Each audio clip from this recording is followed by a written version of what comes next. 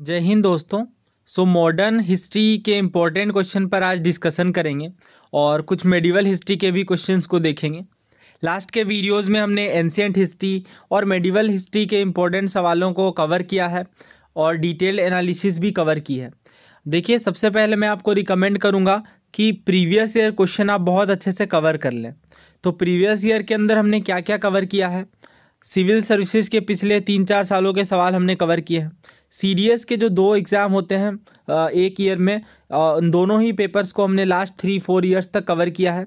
तो इनके सवालों को आप पहले कवर कर लीजिए और बहुत ही जल्द में यूपीएससी के द्वारा जो अन्य परीक्षाएं होती हैं जैसे ईपीएफओ, कुछ लोग कह रहे थे कमेंट बॉक्स के अंदर, तो ईपीएफओ के भी क्वेश्चन को बहुत जल्द ही सॉल्व करेंगे। और इसी तरीके से कुछ स्टेट पीएससीज के पेपर भी लेटेस्ट वाले हमने अपने चैनल के अंदर कवर किए हैं। तो इन सभी वीडियोस को आप प्लेलिस्ट से जा कर के देख लीजिए, अच्छे से एक एक चीज़ से बारीकी को समझ लीजिए, बिकॉज प्रीवियस ईयर क्वेश्चन काफ़ी ज़रूरी हैं। कई बार डायरेक्ट सवाल आते हैं, कई बार इनडायरेक्ट सवाल भी आते हैं और मैंने कोशिश की है कि जितने भी हम प्रीवियस ईयर क्वेश्चन को के सवालों को कवर करें, उन प्रत्येक सवालों की इन डेप्थ एनालिसिस में कवर करूं। जैसे अगर कोई टॉपिक इलेक्शन कमीशन के ऊपर कोई सवाल आया है तो सारी चीज़ें आपको पता होना चाहिए कि आर्टिकल कौन सा है, आर्टिकल 324 है, 3 मेंबर की बॉडी है, अपॉइंटमेंट किन के द्वारा होता है, ये सभी चीज़ें आप अच्छे से कवर कर लें। बिकॉज टॉपिक जो इम्पोर्टेंट हो जाते हैं उनसे उनके पेरिफेरल टॉपिक से भी सवाल देखने को मिलते हैं। तो स्टार्ट करते हैं फिर इस वीडियो को। तरीका वही है, वीडियो आपको पोस्ट करना है और आंसर खुद से सोचना है 4 ऑप्शंस में से, इसके बाद एनालिसिस को सुनना है। देखिए, तो यहाँ पे आपसे पूछा जा रहा है, पेयर्स दिए गए हैं ट्रेवलर्स और मुगल रूलर के बारे में और आपको बताना है कि करेक्टली मैच पेयर कौन कौन से हैं। तो पहला है पीटर मुंडी, क्या ये अकबर के टाइम पे आए थे। दूसरा है जीन बैप्टिस्ट टेवर्नियर, क्या ये जहांगीर के टाइम पे थे। तीसरा है बर्नियर, फ्रांसिस बर्नियर पूरा नाम है, क्या ये औरंगजेब के टाइम पे थे। आपको बताना है कि कौन कौन से पेयर यहाँ पे करेक्टली मैच हैं, क्या 1 और 2 है, 3 है, 1 है, या फिर कोई भी पेयर करेक्टली मैच नहीं है। दोस्तों, यहाँ पे तीनों ही पेयर्स जो हैं वो गलत हैं, करेक्टली मैच नहीं है, इसलिए करेक्ट आंसर हमारा ऑप्शन डी, नन सही है। तो देखिए, अगर बात करें पीटर मुंडी की, तो ये अकबर के टाइम पे नहीं आते हैं, बल्कि ये शाहजहां के टाइम पे आते हैं और बहुत कुछ ये मुग़ल दरबार के बारे में लिखते हैं, मुग़ल दरबार के कंडीशन को एक्सप्लेन करते हैं। ध्यान रखिएगा ये नाम, और ये सभी नाम आपको थीम सीरीज़ में देखने को मिल जाएंगे। और ट्रेवलर्स पर मैंने ऑलरेडी वीडियोस बना दी हैं, बिकॉज ट्रेवलर्स काफ़ी इंपॉर्टेंट टॉपिक हैं। सिविल सर्विसेज में भी क्वेश्चन आया 2018 में भी, और इसके पिछले 1-2 सालों में भी, और रिसेंटली सिविल सर्विसेज में भी क्वेश्चन पूछा गया ट्रेवलर्स के ऊपर। और सीडीएस एनडीए जैसे एग्जाम्स में तो अक्सर ही सवाल देखने को मिलते हैं। तो काफ़ी इंपॉर्टेंट टॉपिक है, आप ज़रूर उन वीडियो लेक्चर को कवर कर लीजिए हिस्ट्री प्लेलिस्ट से जाकर। दूसरा देखिए टेवर्नियर, तो असल में 2 यहाँ पे ट्रेवलर हैं, टेवर्नियर पहला और दूसरा बर्नियर। तो टेवर्नियर का पूरा नाम जीन बैप्टिस्ट टेवर्नियर है। तो ये जहांगीर के टाइम पे नहीं आए थे, ये टेवर्नियर भी शाहजहां के टाइम पे देखने को मिलेंगे। और इनफैक्ट जो टेवर्नियर है, इनसे सवाल भी पूछा गया सिविल सर्विसेज 2018 में कि किस ट्रेवलर ने बहुत कुछ भारत में, इंडिया में डायमंड और डायमंड माइंस के बारे में लिखा है। तो टेवर्नियर ने असल में बहुत सारे डायमंड माइंस का जिक्र किया है, बिकॉज ये स्वयं एक जेम मर्चेंट थे, यानी हीरे वगैरह व्यापार करते थे। और इनने कई सारे ट्रेवलॉग्स भी लिखे हैं, यानी यात्रा वृतांत जो होते हैं वो लिखा है। और इनमें सभी में हीरो और जो अलग अलग जो कीमती बेशुमार पत्थर होते हैं उनका जिक्र किया गया टेवर्नियर के द्वारा। तो ध्यान रखिएगा ये। इनफैक्ट कोहिनूर के बारे में भी काफ़ी कुछ लिखा गया टेवर्नियर के द्वारा। तो ये जहांगीर के टाइम पे नहीं थे। बात करें अगर बर्नियर की, तो इनका पूरा नाम था फ्रांसिस बर्नियर, फ्रांस से थे ये भी। और ये आपको देखने को मिलेंगे औरंगजेब के टाइम पे नहीं, ये दारा सिकोह के फिजिशियन थे। दारा सिकोह कौन थे? औरंगजेब के ही भाई थे और शाहजहां के बेटे थे, बट असल में ये दारा सिकोह के फिजिशियन थे, यानी दारा सिकोह की देखभाल करते थे। तो असल में ये डॉक्टर थे पेशे में। तो ध्यान रखिएगा, ये पूछा जा सकता है कि कौन से ट्रेवलर जो हैं वो एज अ डॉक्टर आए थे। तो टेवर्नियर तो जेम मर्चेंट थे, बट बर्नियर डॉक्टर थे। दोनों में कन्फ्यूजन हो सकता है, इसलिए ध्यान रखिएगा। और ये औरंगजेब के टाइम पे नहीं, बल्कि दारा सिकोह के टाइम पे थे। तो इस कारण ये तीनों ही पेयर गलत है और सही आंसर ऑप्शन डी है, नन। दोस्तों ट्रेवलर्स वाले टॉपिक को आप ज़रूर कवर कर लीजिए और ऐसे सवाल बहुत ज़्यादा एक्सपेक्टेड हैं, खास करके सिविल सर्विसेज में। सीडीएस में भी कई बार क्वेश्चन पूछा गया है, बट जनरली वो पेयरिंग देते हैं तो कंट्री के साथ मैच करने को दे देते हैं। तो जो कुछ भी है ट्रेवलर्स पर आई थिंक 20 to 30 क्वेश्चन है और उन सभी सवालों को कंपाइल करके हमने कवर कर लिया है अपनी ट्रेवलर्स वाली वीडियो में, तो उससे आप ज़रूर रिवाइज कर लीजिए। और पीडीएफ भी मैंने दे दिया है ट्रेवलर्स का, कंप्लीट पीडीएफ मैंने टेलीग्राम के अंदर शेयर कर दिया, वहाँ से भी आप रिविज़न कर सकते हैं। अगले सवाल की ओर बढ़ते हैं। देखिए ये सवाल भी सीडीएस का काफ़ी फेवरेट है, बहुत बार पूछा गया है। पेयर्स दिए गए हैं और आपको बताना है कौन सा करेक्टली मैच नहीं है, नॉट पे फोकस करना है। पहला है मुजारियाँ। तो वैसे पीजेंट्स जो अपने खुद के ही गांव में रहते हैं, अपने ज़मीनों को ओन करते हैं और ज़मीन पे जो यूज किए जा रहे हैं हल वगैरह जिनसे खेती की जा रही है उन्हें भी ओन करते हैं। दूसरा है पही कास्ट। तो पही कास्ट वैसे किसान होते हैं जो कि रेंटेड लैंड को यानी लैंड रेंट पे ले करके उस पर खेती करते हैं। और खुद कास्ट के बारे में कहा जा रहा है वैसे पीजेंट जिनकी खुद की ज़मीनें नहीं हैं खेती करने के लिए। तो नॉट करेक्टली आपको बताना है। दोस्तों इस तरह का सवाल सीडीएस में भी पूछा गया है और सीएपीएफ में भी पूछा गया है। हालांकि ये सवाल मैंने थीम्स एनसीईआरटी से फ्रेम किया है। देखिए यहाँ पे अगर गलत की बात करें तो 1 और 3 जो पेयर हैं ये गलत है, ये इंटरचेंज है। तो मुजारियाँ वैसे पीजेंट हैं जिनके पास खुद की लैंड नहीं होती कल्टीवेशन के लिए, और इसे समझ लेते हैं डिटेल में। सो ये थीम सीरीज़ की एनसीईआरटी है, themes in Indian history part 2। Chapter का नाम है पीजेंट जमींदार एंड स्टेट। इसी चैप्टर में अगर आप देखें तो पीजेंट्स के बारे में बताया गया है। तो इंडो पर्शियन टर्म जो कि मुग़ल पीरियड के दौरान किसान को व्यक्त करने के लिए यूज किया जाता था, वो वर्ड थे रैयत और मुजारियाँ। तो ध्यान रखिएगा, बहुत बार पूछा गया, आई थिंक अभी रिसेंटली सीडीएस में भी पूछा गया है कि पीजेंट को रेफ़र करने के लिए कौन कौन से वर्ड यहाँ पे यूज़ किए जाते थे। उन सभी सवालों की मैंने एनालिसिस कर दी है, आप प्लेलिस्ट में जा कर के देखेंगे। अभी रिसेंट वाले जो सीडीएस के पेपर है डिटेल्ड एनालिसिस मैंने ऑलरेडी कर दी है। तो ध्यान रखिएगा पीजेंट को कौन कौन से वर्ड रेफ़र किए जाते थे मुग़ल पीरियड के टाइम पर। तो रैयत था जो कि रैया का प्लूरल है, और मुजारियाँ, ये 2 वर्ड आपको ध्यान होने चाहिए। इसके अलावा कई जगहों पे किसान और आसामी वर्ड भी देखने को मिलता है। ये तीनों ही वर्ड जो है वो दे दिया गया था और पूछ लिया गया था कि कौन कौन से जो टर्म हैं वो पीजेंट को रेफ़र करने के लिए यूज किए जाते हैं। तो ध्यान रखिएगा रैयत, मुजारियाँ और आसामी, क्योंकि किसान तो काफ़ी कॉमन है। तो देखिए 17वीं सेंचुरी में 2 तरीके के पीजेंट्स थे। कौन कौन से? पहला खुद कास्ट और दूसरा पही कास्ट। दोस्तों ये जो खुद कास्ट है, नाम से समझिए खुद, यानी जो खुद के ही लैंड पे कल्टीवेशन कर रहे हैं। तो ये गांव के ऐसे रेजिडेंट्स हैं, ऐसे निवासी हैं जिनकी खुद की ज़मीनें उस गांव के अंदर हैं।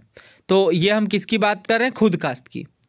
और अगर पही कास्ट की बात करें तो ये नॉन रेजिडेंट कल्टीवेटर हैं, यानी असल में वो उस गांव के नागरिक नहीं हैं, किसी अन्य गांव से अपना संबंध रखते हैं, लेकिन कल्टीवेटेड लैंड को कल्टीवेट करते हैं कॉन्ट्रेक्चुअल बेसिस पे। दोबारा समझ लीजिए, देखिए अगर हम बात करें खुद कास्ट की तो ये वैसे किसान हैं जिनके पास खुद की ज़मीनें हैं और ये खुद की ज़मीनों में खुद के ही अपने जो भी सामान है उनसे खेती करते हैं। लेकिन पही कास्ट की बात करें तो ये मान लीजिए विलेज ए है, ये विलेज बी है, तो असल में ये विलेज ए के किसान जाकर के विलेज बी में कल्टीवेशन कर रहे हैं। क्यों? क्योंकि इनके पास खुद की लैंड नहीं है, इसलिए दूसरों के लैंड पे काम कर रहे हैं, और वैसे किसान पही कास्ट कहलाते हैं। तो ये दोनों टर्म के बीच आपको बिल्कुल क्लैरिटी होनी चाहिए। कारण भी बताया गया है कि कोई किसान पही कास्ट क्यों बन जाता है। इसलिए बन जाता है क्योंकि हो सकता है कि दूर दराज के गाँव पे जाने पे काफ़ी अच्छी कंडीशन रहे, ज़्यादा रेवेन्यू मिले, ये रीज़न हो सकता है। या फिर कई बार फेमाइन वगैरह के कारण बहुत ज़्यादा किसान इकोनॉमिक डिस्ट्रेस में आ जाते हैं, काफ़ी प्रॉब्लम में आ जाते थे, इस वजह से दूसरे गांव में जा कर के इस तरीके के पही कास्ट वाले काम को चुन लेते थे। एक और टर्म है आसामी, ये भी किसान को ही रेफर किया जाता है, लेकिन वैसे किसान को जो कि कल्टीवेटिंग पीजेंट है, जो कि फील्ड को प्लो करते हैं या फील्ड की लिमिट को मार्क करते हैं कि एक फील्ड की क्या लिमिट होगी। इसके बाद आइडेंटिफिकेशन, डिमार्केशन, इन कामों के लिए भी फील्ड को लिमिट किया जाता है। इसके बाद बॉर्डर्स वगैरह दिए जाते हैं। तो ये सारे काम होते हैं आसामी के। ना दोबारा पढ़िए, अब काफ़ी कुछ इसमें आपको समझ में आने लगेगा। देखिए खुद कास्ट की हमने बात की, वैसे किसान जो कि खुद के ही गांव में रहते हैं, क्योंकि ये नाम देखिए यहीं पे खुद लगा है और ये खुद के लिए काम करते हैं, इनके पास खुद की ज़मीनें हैं और अपने ज़मीनों पर खेती करते हैं, राइट। अगर पही कास्ट की बात करें तो ये आउटसाइडर पीजेंट है, जो रेंट पे लेकर के रेंट पे मिलते हैं इन्हें लैंड और इस तरीके से ये जा कर के खेती करते हैं, तो इनकी खुद की ज़मीनें नहीं हैं। तो सेकंड तो सही है, बट थर्ड यहाँ पे गलत है। फर्स्ट की अगर बात करें मुजारियाँ, तो वैसे किसान जिनके पास खुद की ज़मीनें नहीं है कल्टीवेशन के लिए, वो मुजारियाँ कहलाते हैं। तो इस तरीके से जो पहला और तीसरा है ये गलत है, इंटरचेंजेबली मेज्ड है। तो इसलिए हमें हमारा करेक्ट आंसर ऑप्शन ए होगा 1 और 3, बिकॉज हमसे नॉट करेक्टली पूछा गया था। अगले सवाल की ओर बढ़ते हैं।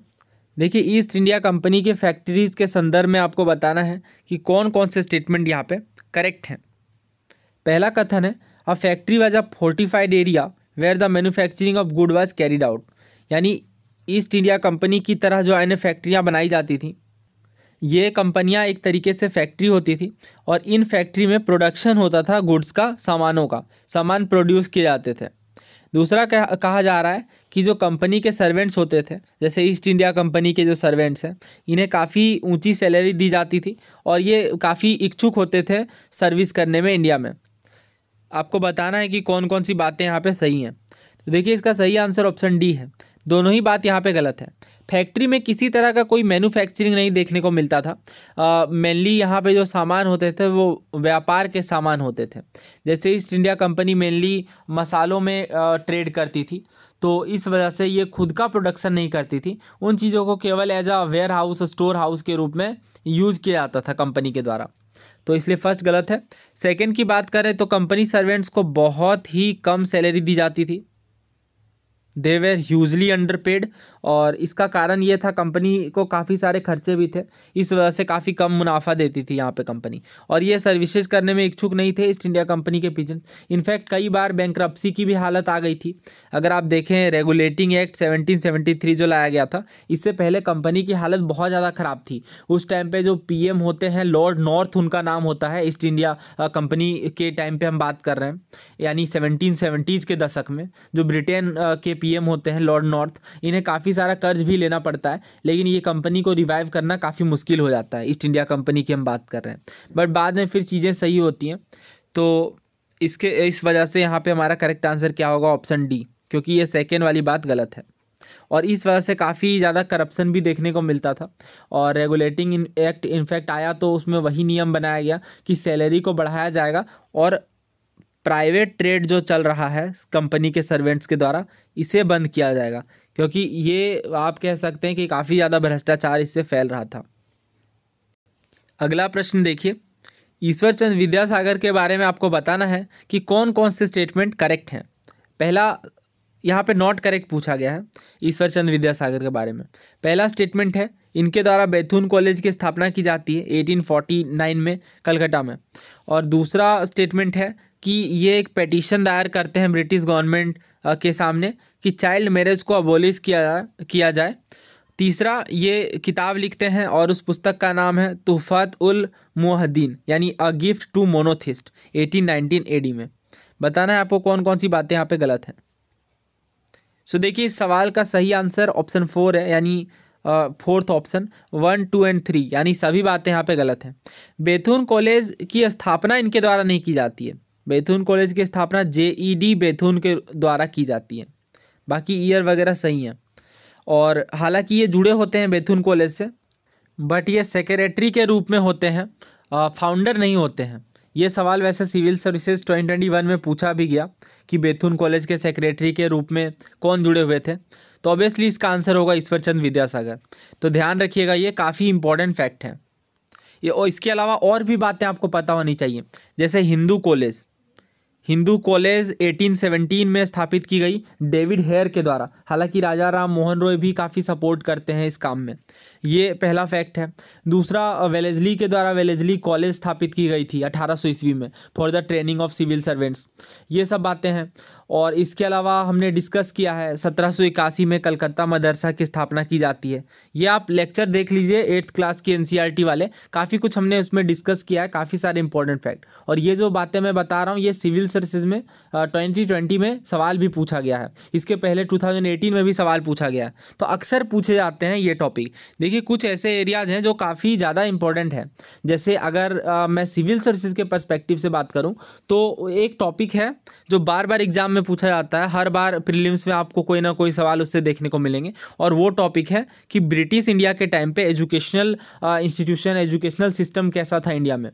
तो उनसे बहुत ज़्यादा सवाल आते हैं इस टॉपिक से, तो ये आप स्पेक्ट्रम से कवर कर सकते हैं। और मैंने ऑलरेडी कवर भी किया हुआ है लेक्चर सीरीज़ के थ्रू। इनफैक्ट NCERT जब हमने डिस्कस किया था तो एक्स्ट्रा जो भी हमारा प्रीवियस ईयर था उसके अकॉर्डिंग हमने काफ़ी कुछ एक्स्ट्रा भी कवर किया था। तो उन सब लेक्चर्स को आप ज़रूर देखिए, खास करके हिस्ट्री प्लेलिस्ट को। तो फर्स्ट यहाँ पे गलत है। दूसरा देखिए, he presented a petition to the British government praying to abolish child marriage. तो यहाँ पे आपको बहुत सावधानी बरतनी है।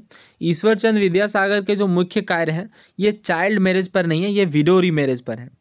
तो असल में इनके द्वारा विडो रीमैरिज को ख़त्म करने के लिए पिटीशन दायर किया गया था।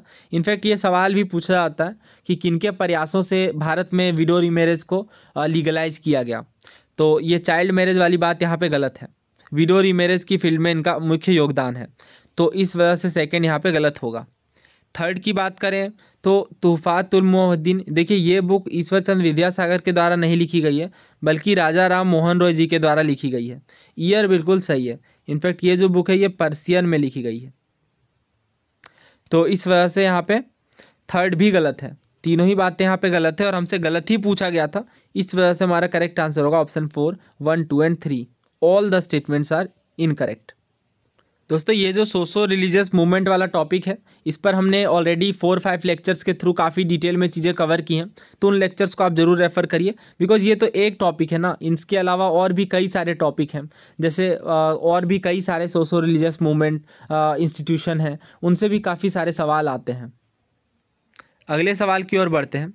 करेक्टली मैच पेयर आपको बताना है। एक साइड में रिवोल्ट ऑफ 1857 के लीडर का नाम है और दूसरे साइड में प्लेस का नाम दिया गया है।